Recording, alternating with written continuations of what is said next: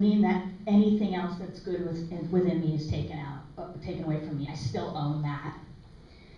So then you would ask yourself the last of the three P's is personalization. Does this situation reflect who I am as a person at my core? So if you ask yourself, who am I at my core? If I were to say, who's Jessica at her core?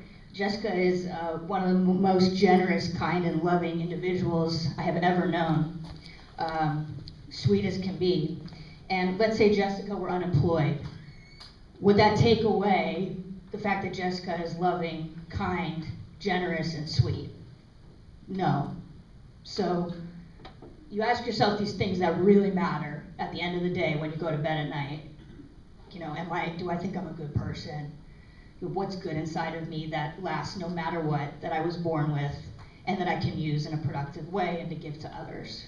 But to really attach on to that, which you really are at your core. Next slide, please. So next, this is another shift, sort of perspective shift changer that's really helpful. I would also encourage you to write this down as well when you're in that space that's really difficult and you're wanting to shift into a place where you're going to be an active participant.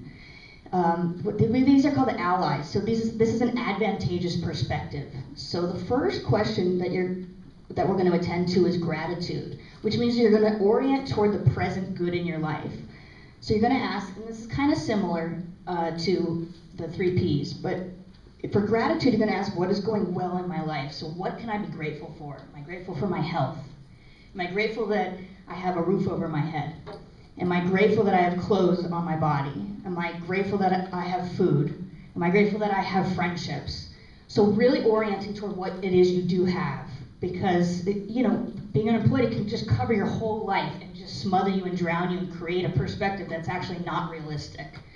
So it's really important to attend to those things that actually really do contribute to our well-being. So orient toward the good. The next question you can ask yourself on the allies is regarding your future hopes. So orienting toward the potential good. So what is possible in my future? So is it possible that I might get a job in the next week?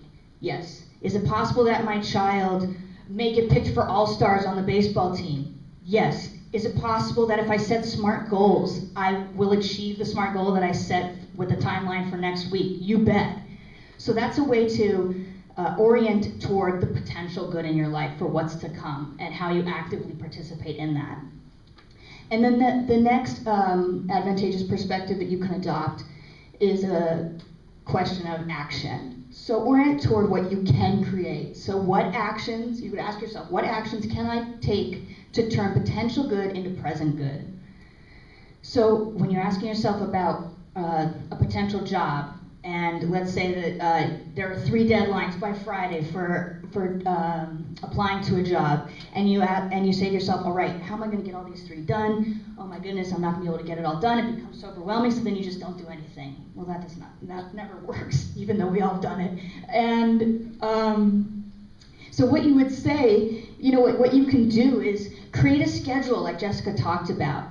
Creating routine, even though you're not working, you actually are working. You have work to do, and that's maintain your well-being. So when you take action, creating those SMART goals, you will be able to then take the potential good and make it present good. And before you know it, good starts coming, and good attracts good. Next slide, please. So then we go from discipline to habit. So creating the realistic future that you hope for is possible. However, it requires disciplined action on your part, which is probably not something you really want to hear. But the exciting thing about this is that if you start doing an action, let's say, so basically an action becomes a habit if you practice it over and over and over again. And the average time that it takes is 21 days for a new behavior to become a habit.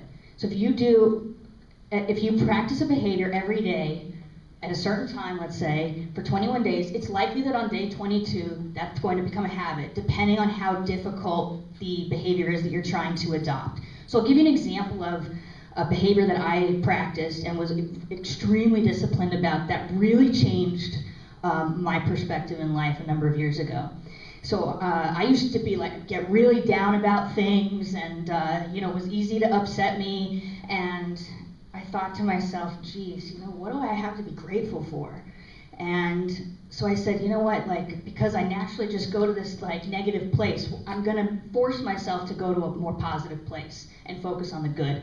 So what I did, this was about 8 years ago, was I used to keep a gratitude journal every night, and every single night before I go to bed, no matter how much I didn't want to, no matter how tired I was, no matter how sick of trying to be positive I was, or just realistic actually, I kept that gratitude journal for 2 years straight. And I wrote down 3 things every single night before I went to bed that I was grateful for. And it became a habit. So now, I walk around, I'm sure Jessica could attest to this, but I walk around constantly in a space of gratitude. It just became a habit. And so I would say actually that the overwhelming thing that I exude, besides maybe being self-deprecating, is gratitude. So you really can make a change, and you really can make these behaviors become habits if you discipline your actions. So get really clear about what you want to create, and then just start acting on it. And that's you being the active participant and making a strong, wise choice in your life. Next slide, please. And here's Jessica.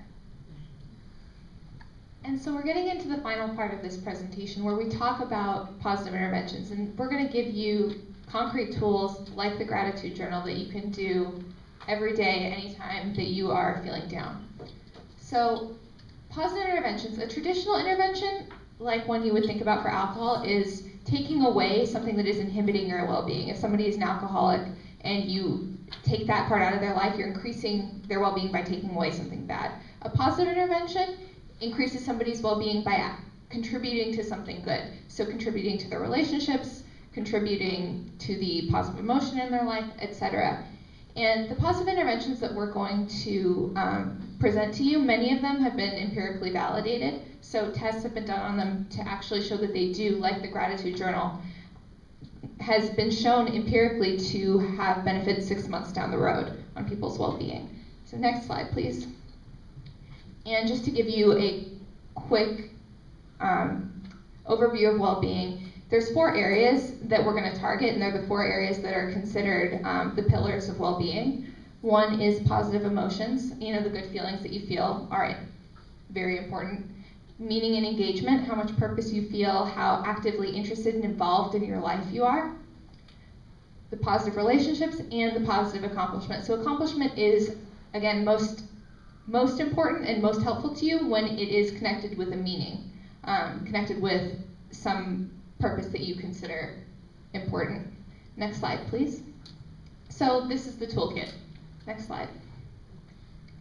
So to target positive emotions, for gratitude, like Emily said, a gratitude journal, or that's often called 3 blessings. So at night before you go to bed, think of 3 things that you're grateful for from that day. Done. That is a very powerful positive intervention. Another thing you can do is a gratitude letter, thanking people who have done something important in your life. And you may have thanked them, you may not have, but to sit down and write a letter about what they did for you, what it meant to you, how it's affected your life, and really feel those feelings of gratitude for what they've done. That in and of itself is an intervention, even if you never send it.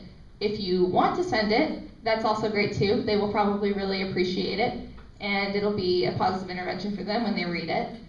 And finally, if you want to take this intervention to the highest level, would be to read it to them in person. There might be tears. That people get really into. Yeah, people really appreciate it. In terms of, there are many positive emotions. We're just talking about a few here. Awe, or really marveling at beauty, is. So one thing that you can do is take a walk in nature. That's so simple. Go for a walk outside, really get present to the beauty that's all around you and take it in. Breathe deep, feel it in all of your senses. That in and of itself is a positive intervention. Or some people, could even be taking pictures of things they find beautiful on their phone, keeping a beauty journal of it. That's a positive intervention too.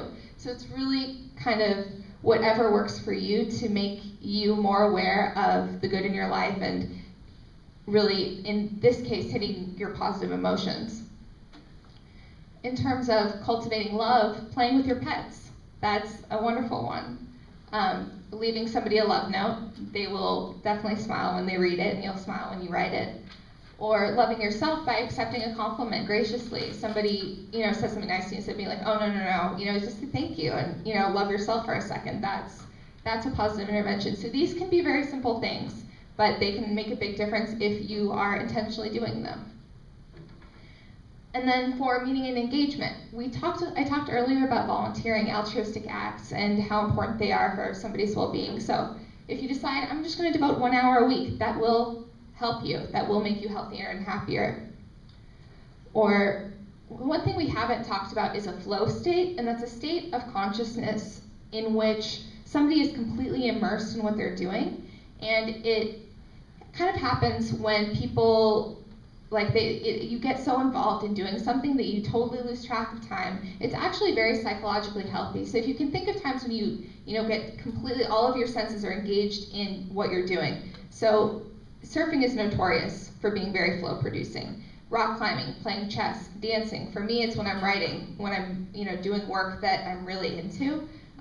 You get into flow. And so that's something that what are those things that are flow producing for you, and how can you create more of them? And finally, for some people, spiritual and religious activities are very meaning producing. So if that works for you, things like meditation, yoga, or prayer can also be very helpful for people. Next slide, please. So some more positive interventions that you can do on your own. So if we're going to look at relationships and how to increase relationship satisfaction or marriage satisfaction, one thing that you can do is something called capitalizing, which means that you're sharing good news that's happened in your life with close others. So if something good happens to you today, let's say like you ran into a good friend, and you go home and tell your spouse that. Or let's say you made your first SMART goal setting list today, and you go home and you tell your kids or you tell your best friend. That's capitalizing is something that really increases positive emotions, and it facilitates a closeness within the relationship. The next thing you can do is something called active constructive responding, and you do this with a close other. And what this is when somebody shares good news with you, you ask them questions, you act really interested, you be supportive of them, what they're saying, actively supportive. So if Jessica were to come to me and say, hey Emily, I published my second book, and I said, oh my God, Jessica, that's fantastic. When is it going to be out? Who's the publisher? Are you excited? How many pages is it? Can I read it for free? That's active constructive responding versus that's nice, good for you, okay, cool. So if you see the difference, it's just getting really genuinely, authentically excited for the people you care about, listening and asking questions in a way that makes them feel loved, validated, and cared about.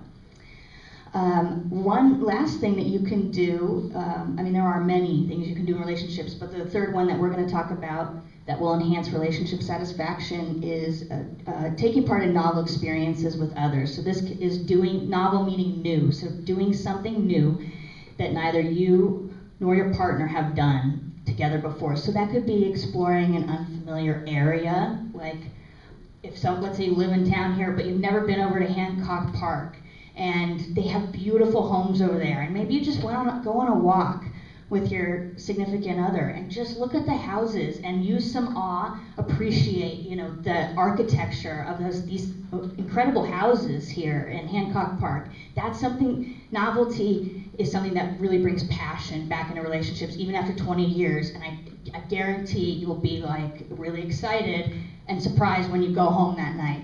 And then another thing you could do is get scuba certified. Just something different and new. Try Cuban food if you don't eat Cuban food and both never have. You talk about what you do is you end up learning about your partner in ways that you thought you already knew, but you actually didn't. So that's a way to increase relationship satisfaction. And then if we move on to positive interventions for accomplishment, like Jessica spoke about earlier, creating daily and long-term SMART goals. So every single day, I make my SMART goals. I make numerous ones too. But it really, you end up crossing off the crossing it off the list at the end of the day, and that feels good. It makes you feel like you're accomplishing something, even if it's like water the plants, take the trash out, or make a SMART goal. I mean, you can write that off. So that's a huge thing that contributes to positive accomplishment. The next thing that you can do is create an intention journal. So this is an intervention that I developed a number of years ago, and what you do is you wake up in the morning, and this will then become a habit if you start doing it. You won't have to think about it anymore. But you wake up in the morning and you just sort of, before you go to the bathroom, before you make coffee for yourself, before you go, oh God, another day, you just say to yourself, what do I want to create today? What do I want to happen today? So, and then just sort of, let your conscience or whatever it is you believe in, if you believe in something higher, let that speak to you. Listen to your heart and let your heart tell you what it wants to achieve that day. Sometimes mine are like, I want to pay all my bills. Sometimes it's like, I just ask myself, what do I want to achieve today? And it says, I want to make somebody smile. So I never really know what it's going to be, but I ask myself, and then what you do is you write down whatever it is that comes to you, and then later on in the day, you see if you actually achieved it. And it's not about necessarily achieving it or not, it's about putting effort in. It's about, again, making that choice to put effort into the things you want to create. So it's getting really mindful and conscious of what it is you want, and making sure your behaviors are in accord with what you want. And then the last thing is task mastery. And so in terms of feeling high levels of accomplishment, if you set up a goal, let's say that you have, I have a desire to learn how to play the Funeral March by Chopin before I die on the piano, and I don't know how to play the piano even. So that's going to be a hard one, but if I start playing the piano 15 minutes every day, maybe by the time I'm 72, I'll be able to play it. And so just if you work on something every day, just practice a new skill, like say, what do I want to do that I've always wanted to do, and just start doing it. And then you'll feel a sense of accomplishment, and it's a really good way to then cultivate new skills. Next slide, please. So then we have a question for you, and we'd love it if anyone in the audience would like to raise their hand and share with everyone what positive interventions of your own do you currently practice that increase your well-being? Daily meditation, exercise, being good on your eating, watching when you eat. Set the goal in the morning, and then when you accomplish it, you can make a list and check it off. That helps you visualize and get your goals on paper, and right. Really feel accomplished at the end when you do. Right. You don't have to accomplish every goal, but at least shoot for it. Exactly. And do you feel like that contributes to your well-being? Absolutely. In what ways? All the ways that you mentioned so far in this workshop. It's not a test. But do you feel better, just you personally? Absolutely. Yeah? Great. Thank you for sharing that. That's really helpful. Does anybody else do anything actively in their own life? In the purple. I find that sometimes I do, if I set goals and then I don't achieve them, it makes me feel worse. Like I'm going to contact so many headhunters today, and I get sidetracked on YouTube or whatever, and then I feel really bad about myself. And then right. It's almost better not to set the goals than to set them and fail. Interesting. Yeah. So for a situation like that, do you want to come up here too? For a situation like that, what I would recommend is, this is what I have to do. I can be similar to you. Like my ADD will get really intact, and I'll, be working, and then I'll switch over to YouTube that somebody sent me, and start laughing, which is always good. But the thing is you want to stay focused, right? It seems like you don't want to be sidetracked, and so turn off your internet. Like literally turn off your internet connection from whatever hours you say in the morning that you're going to only contact headhunters. So let's say you make a list in the morning and you say, I'm going to contact, 8 headhunters. I hope you're not saying more than 8. And so like saying, creating a specific number that's attainable. Like don't put your, make your goal too high. And then turn your internet, say I'm going to work on this from 10 to 2 without interruption. get your water, your coffee, your grapes, almonds, what a sandwich right there next to you, and that's all you do from 10 to 2. Is that helpful? Oh, maybe, yeah. Yeah, I mean, I would make sure, again, that your goals are both attainable and realistic. Maybe that, and there's just like a slight difference there.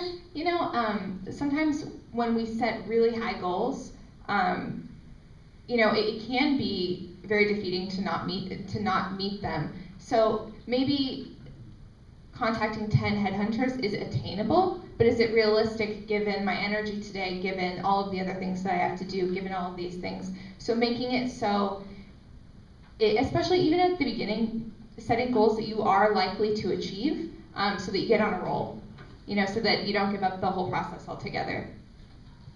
Yeah, and like to piggyback on what Jessica said, because the more you begin achieving, the more energy it gives you, the more motivation you feel, and the more confidence, self-esteem you have to actually then do more the next day. Yeah. In the white, pretty white, yes. No. When I'm up against a wall, gardening really helps, just getting outside, and it's a sense of immediate accomplishment. The weeds are gone, the place looks better, and there's exercise, there's fresh air, there's sun.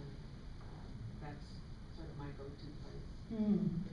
That's a nice one. They say that a lot of, thank you for sharing that, they say that a lot of like actual gardeners have really high levels of well-being because they're so connected to the earth every day. And the other thing is, I wonder if you experience this at all, I don't know, but also weeding, gardening, and cleaning have been found to be, to induce a flow state. So I don't know if you get in flow when you do that, but often that can induce flow, cleaning and gardening. So thank you for sharing that. Yes? I started hula hooping one day a week, and this was totally against my grain. And I go to the park with a bunch of ladies, and rain or shine, we go there every Tuesday at 8:30, and it really has helped my sense of being out in nature and talking with other people that are trying to get through each moment of their life, and it's been really positive for me. And I really enjoy being outside and doing some exercise, and really it's been great. Wow, you're really hitting a lot of areas of well-being in one with that. By doing the physical exercise, which is such a huge component, and then being with other people, and then actually doing something fun that like you would do when you're a kid, which I think you really touch on something that a lot of people forget. I think as we become older, we forget to like have fun in life and do what we love doing when we were kids.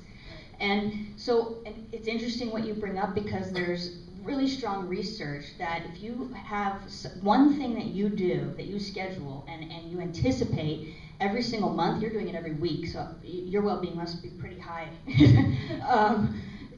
But if you have one group event that you've scheduled that you go to every week, and you anticipate going to that, and it's something you look forward to, it increases your levels of positive emotions and overall life satisfaction more than most any activity can. And it's like a shocking finding, but just so if it's like a book club you go to, or bowling night, or bingo, I play Scrabble, and or dance to George Michael with my friends, So thank you for sharing that, because that was not something we had included in there. Thank you. Does anyone else do anything good for themselves? Okay, thank you so much for sharing. Next slide, please. So, to conclude everything, we want to talk to you about just to go over what it is we really want to leave you with, and that's capitalizing on the present. So, the first thing to remember is that you are not alone. Every single person next to you on your left, and the person next to you on your right, and the person in front of you and behind you, and all the people that cut you off in your cars in LA, and your boss, or your ex-boss, everyone has been in your shoes. And so we all know what it's like, and so it happens to everyone, and there's not fear about talking about it. I know it can feel really shameful and embarrassing, but it's so important to acknowledge the factors that are going on in the economy, and then to go, all right, what am I going to do about this? And just to be able to laugh at yourself a little bit. You know what I'm saying? So just to also to remember to reach out to people, ask for help, because people want to help. And, we've all been there. I've definitely been there. I know Jessica has been there, so we know how hard it is, but keep your head up. The second is that we want to also really drive home is that all people fail, and maybe it was your own doing and maybe it wasn't your own doing, but regardless, if you feel like a failure, you're not.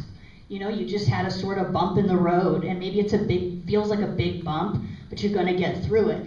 And the thing about failure is that the most, notoriously all the most successful people will talk to you about what has made them successful is failure, that they learn from their mistakes, that their mistakes are what make them grow, that we all go through failure. I sure have been through so much failure in my life, and I continue to fail, but that I keep getting better, or I at least try to keep getting better by learning from my failures.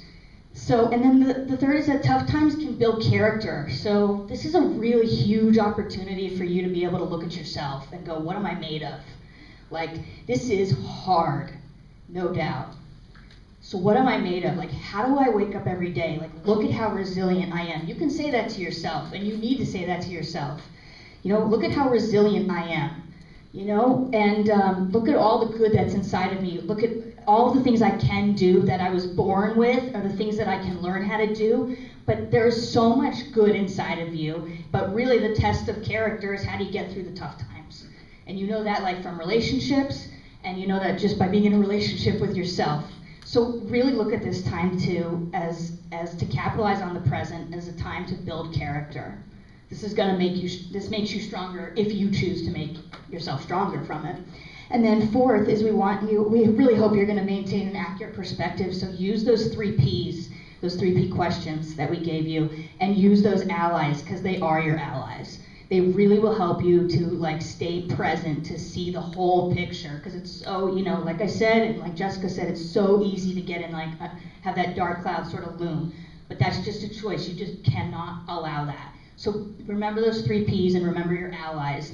Keep them in your pocketbook, keep them by your bed, whatever it is you need to do to maintain an accurate perspective, because that's really going to help you get out and increase your well-being.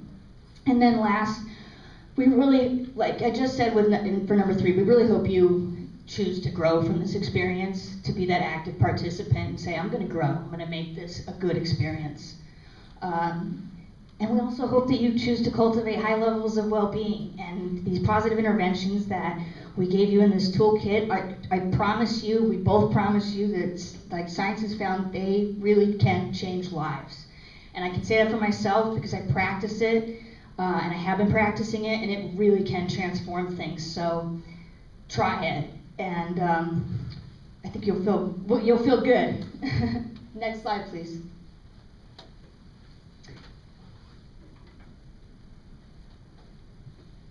So now we have the opportunity to, either with a partner or on your piece of paper yourself, but it's better if it's with a partner, to just take a few minutes to do an intervention on yourself. And this is one that's going to really get you moving and going.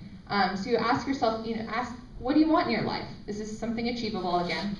And how does not having it negatively affect you? How would having it make your life better? And what habits do you have that are preventing you from having it? What things are holding you back from this goal? What new thoughts, feelings, and behaviors could you adopt to help you get what you want? What 3 actions can you take to break your unhelpful habits and create ones that work? And will you commit to doing these things? Really clear. Will you commit to doing these things? If so, when will you begin to do them? And how are you going to hold yourself accountable? And so if you would like to get with a partner right now, look around and choose a partner and talk through this with them. You can get started, and we will tell you, you have 3 to 5 minutes for each person to work with a partner. And this is our last activity, so you can really make the most of it.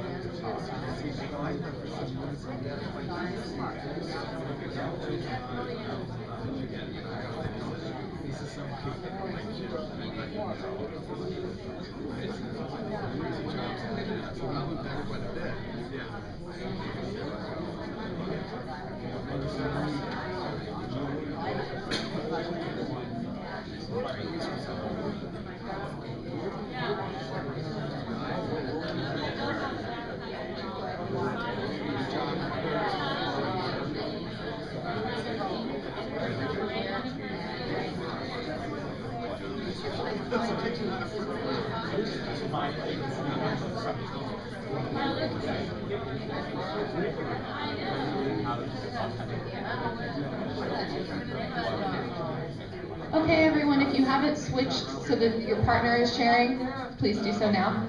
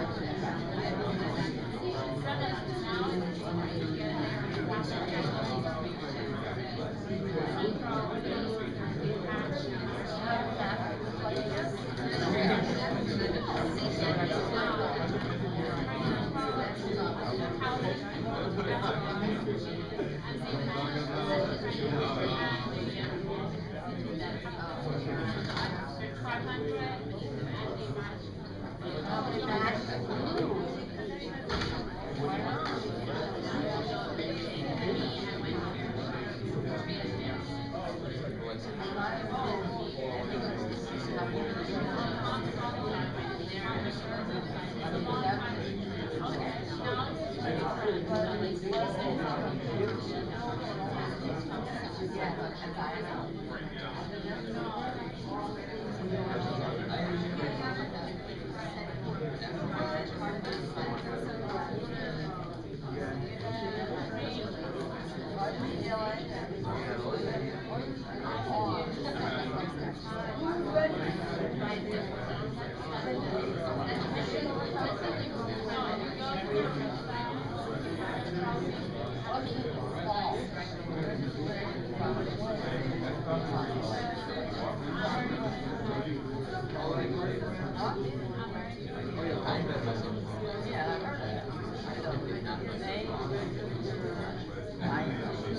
how's everybody doing?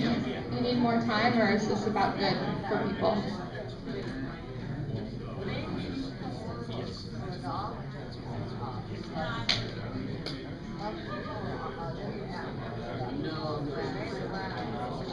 Raise your hand if you need more time. Okay, you got, yeah.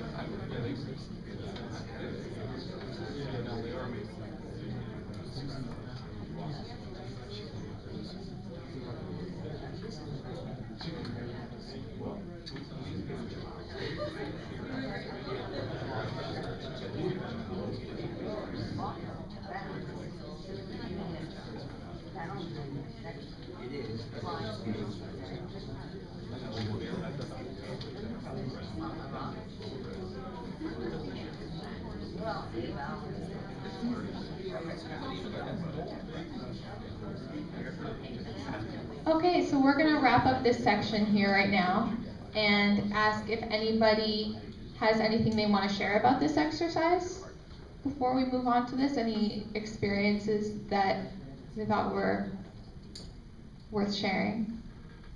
Yes? It's all very positive. I'm speaking to someone I just met, and even though I know a few people in the room, that I feel just motivated, speaking, there's air being exchanged, you can feel the energy here. So, yeah, it's good to share. Thank you. You're welcome. But did anybody write down something that they wanted and that they want to share and go through that? Or no?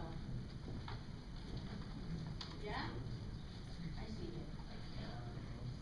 Oh, I thought I saw like a nod or a body move, like a hula hoop situation over there. If you want to. No pressure. Okay. Okay, so we'll move on to our question and answer. And before, we wanted to say that Emily is going to be giving away a gift of a special session through her private practice to anybody, and it's, I guess she could explain it. Well, it's a, yeah, well, so if you want to stick around and be considered for that drawing, please stay to the end of the question and answer. So now, does anybody have any questions they'd like to ask us? Yes? I found your presentation really interesting, and I felt like the first 6 months of being unemployed really, I put a lot of those practices to use. But what happens when you're coming up to 2 years of being unemployed? And it's really I'm finding it very difficult. I'm finding it impossible to keep that level up. So what happens when it's long term? Right. Well, I think that it's most important when it's long term because, as you said, it's like it can be a gradual feeling worse and worse and worse and worse. And that by putting as many of these things into practice as you can, you will maintain your resilience and your ability to keep going and keep plugging along. And that also variety in terms of this stuff, that if you're doing the same things over and over, sometimes the weight of the whole situation will bring, kind of win. But that by mixing it up and really continuing to make it a priority to, spend time with your family, making it a priority to do all of these things will hopefully keep you as resilient as you possibly can be so that you can face this situation, this long-term situation, the best that you can. Yeah, I mean, I commend you for being here and for having enough strength and will to get through every day, because it's so hard. And I appreciate you asking the question, because I imagine a lot of people in this room are in the same position. One thing that I would recommend would be, in addition to what Jessica was saying, to continue practicing these things and maybe try new ones, new interventions. But another thing that I would strongly encourage you to ask yourself is there any passion project that you have wanted to achieve? I mean, maybe that's like writing a book. I don't know. But if there's a passion project that you have inside of you that you have wanted to do since you were 20 or 15 or 25 or whatever that may be, to start doing it and set goals every day where you, even if you're working 15 minutes on it, that you work on it, and you don't know what you might create. So if there's, I would just ask yourself to go through your head and find something that really rings true to your heart that you can't help but do, and start doing it. Is that helpful? I just want to say that one thing we haven't really touched on is the self-fulfilling prophecy, and the longer that you're out of work, often the lower you do feel, and the lower you feel, the harder it is to feel good when you're on job search, and feel good when you're on an interview, and feel good, and it kind of snowballs. And so one thing we always recommend at JBS is to seek out some kind of counseling, aside from job search counseling, to seek out a therapist, a counselor, somebody that's unbiased, that's not part of your family or your friend circle, who you can talk to about those issues, because that's really putting, I think, the cart before the horse. If you're not, or it's putting the horse before the cart, if you're not adjusting and thinking and working on those personal issues, it's really hard to pull out of that. So consider counseling. I think that whether it's with these two women or anybody else, we're not trying to sell services, just find counseling. Jewish Family Service has great counselors. Just one more thing I thought of in terms of your question is, kind of what we talked about in the lecture, to really create an identity, find that identity, that who you are at your core, and cultivate an entire identity that has nothing to do with being employed. Absolutely nothing. So you have a whole life that you can live right now, and you can create anything you want in this life. You can become like the master volunteer woman. I mean, who knows? But you create this entire identity that you already have inside of you, and to just continue to act on it, and that is totally independent of being employed. That's, I think, what will help get you through. Yes? Yeah. And you said earlier about learning or pursuing a passion. And one of my passions I think I have is I'd like to learn how to invest online.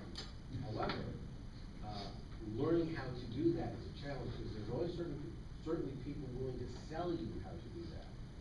But learning how to do that in a way where you don't necessarily need to spend money is always seems to be a challenge. So the question is, I guess, how would one find a way to learn how to do that? Either that's very specific. Yeah, that's not really my area of expertise, but yeah. Okay. Sorry. Oh. Well, I mean, I would say, just starting by books, reading books, going online, finding the resources that you can find. Also, when you go online, you can make a pretend portfolio. Yeah. And stuff like that, where you are charting your progress and practicing without money yet, and things like that. That would be probably an excellent hobby for now. Yeah, so just to piggyback onto what Jessica was saying is, if you go to the library, it's this huge well of free knowledge. Go to the library, go to the reference librarian. They're usually really, really bright beyond what we realize. And ask for a book on the psychology of investing. There are tons of books that actually talk about the science of investing. And so that's what I would recommend in addition to what Jessica said. Also, Fidelity gives free classes. Oh, Fidelity gives free classes. Thank you for sharing that. Yes, sir. 2 quick points. One, I see not only balances here, but things are on at least in my life, they're on a continuum. They aren't always totally bad, they aren't always totally good. but you have to try and find that continuum, whether it's during the day, during the week, or whatever. You have to get to a place of balance. And I can tell, just like you, I've been out unemployed for about 2 years. All right, I had a short 3 or 4 month span that I did the job. But by trying to achieve balance, that helps me overcome, that helps give me strength. It's like when I come here, which is my second point, I meet many fine people upstairs or 5757. And by supporting one another, by discussing things, that provides as much help for me and support for me as I hope it does for them. And so when someone needs help in Excel or something, fine. You know, I jump in, or they may have an idea, and we develop a rapport of sharing because we are all in the same boat together. And find a way to swim instead of sink. Well said. I can't say anything better. Thank you for sharing that. This man clearly is, I found something that works for him in this tough time. And thank you so much for sharing that with all of us. Yes, in the back. A lot of what you talked about today in the lecture makes sense. And you know, I've been reading about the self-help books about it, and I'm aware of it, but then when it comes to daily doing it, acting on it, writing the gratitude journal, I'm like, I don't know if I should do that, or I don't have time. I wonder if you guys offer maybe any classes or any group that, or you know of any place that, I guess I feel like I need a reminder once in a while, and not once in a few years. Because I think if you do it, as you said, on a regular basis, it can help. Yeah, well, Rochelle runs a support group here at this time, where they do a lot of, from what I can tell, a lot of interventions even in the support group, and that they're there and they're always reminding themselves and keeping up on that. And if you want to talk to us, we can recommend a lot of books, maybe tailored to your specific interests and stuff, books and places to go, and you know, things to do to remind you. Yeah, and if you, like Rochelle said, if you are wanting therapy, there are tons of therapists. You got to find the right one for you. If you're looking for somebody to hold you accountable, like that's something many therapists are able to do and interested in doing. That's something I do. If you want to talk to me, you can talk to me afterward. That's fine. But I think that's a really important point that you touch upon about. Basically, what I'm hearing you say is holding yourself accountable. Like, how do I get myself to do these things that I read about, but it's like seems like kind of a drag and stuff. So, if you want to talk more about that, feel free to come up afterward. There's always an action buddy too. An action buddy. What's an action buddy? A person that, usually one person that you call up every day and you talk about what you're going to do that day, and then you call them back up the following days and saying either you did or didn't do it, and then you start the list over again. That's a good one. And is it reciprocal both ways? Yeah. You do it for him and he does it for you, or? Yeah. That's a great. Thanks for bringing that up. Jessica and I actually know something similar to what you're saying called Aristotelian friends, which is, just what you're saying. You start your morning by waking up and talking to the person for 30 minutes. Each person gets 15 minutes, and you say just sort of what's on your mind and what you plan to do for the day, and then the next day you talk about it. Did you do it? And how are you feeling? And where are you at today? And so having that person to, that's like your partner in this, and so you're really not alone. That support really helps. Anyone else have questions? Yes. How do you win your free trips or free trips? Oh, if you're going on a free trip, I'm going with you. We'll get to that in a second. I just have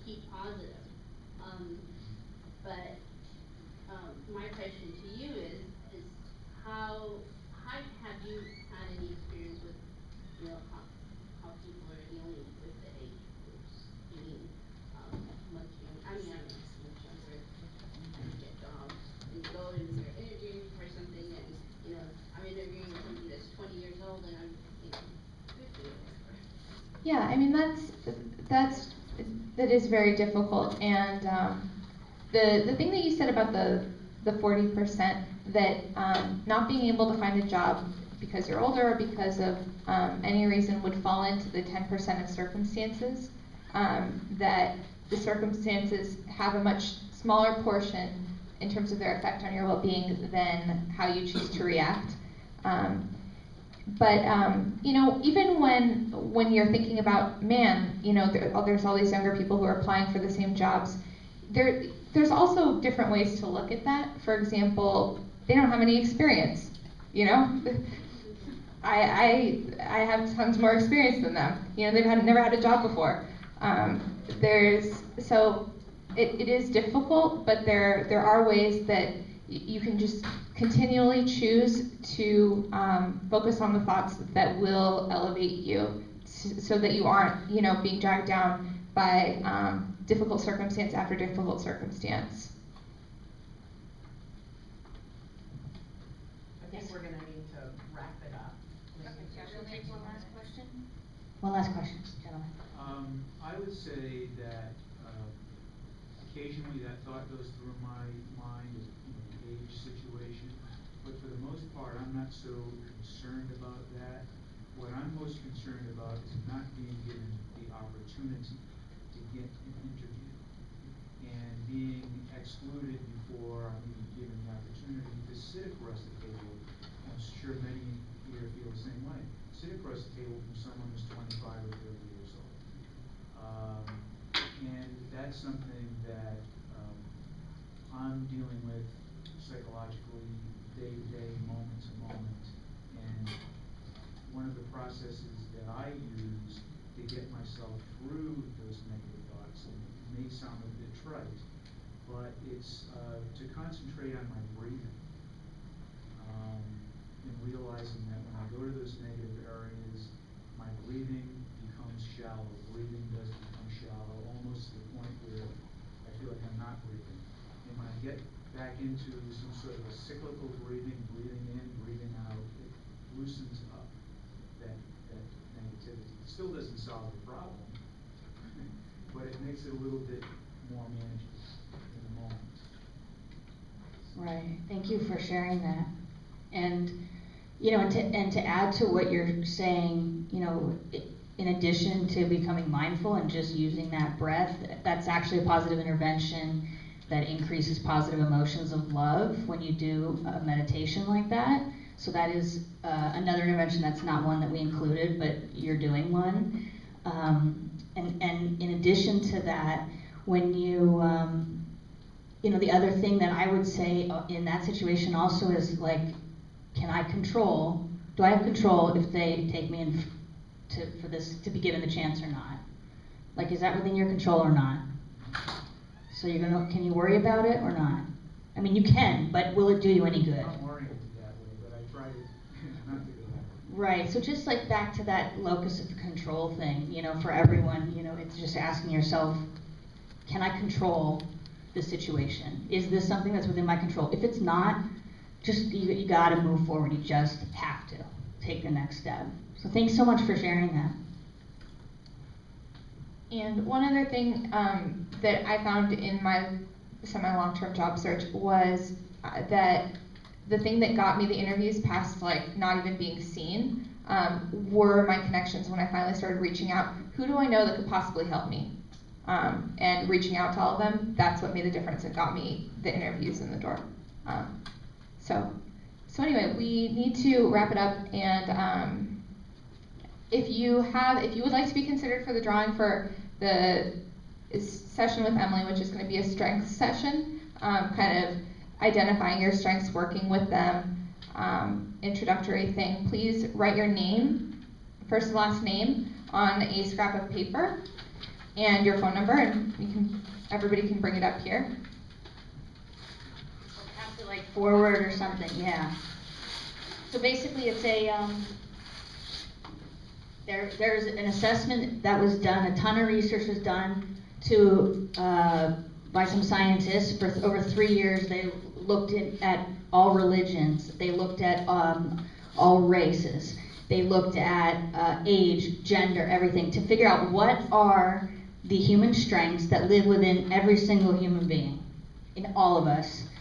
And then what you can do is then you take this assessment, and it will tell you then how your strengths rank. And there are 24 that have been found to live in every single human being, regardless of, like, controlling for all factors.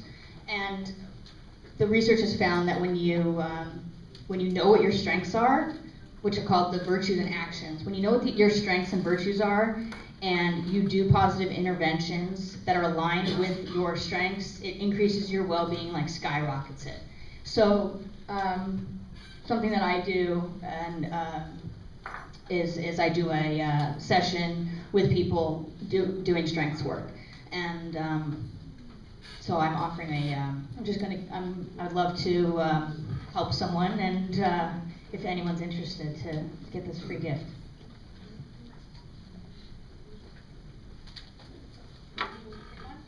Yeah, so Jess will pick it because she's not biased. I tend to pick smilers.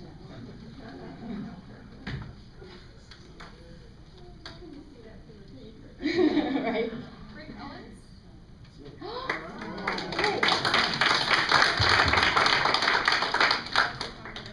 So I think this will conclude our presentation today, and let's give a really nice And thank you so much to Rochelle for putting this on, and Jewish Vocational Services and the Jewish Federation for having us. We really, really appreciate being able to come and share this stuff with you. It's our meaningful work. So thank you.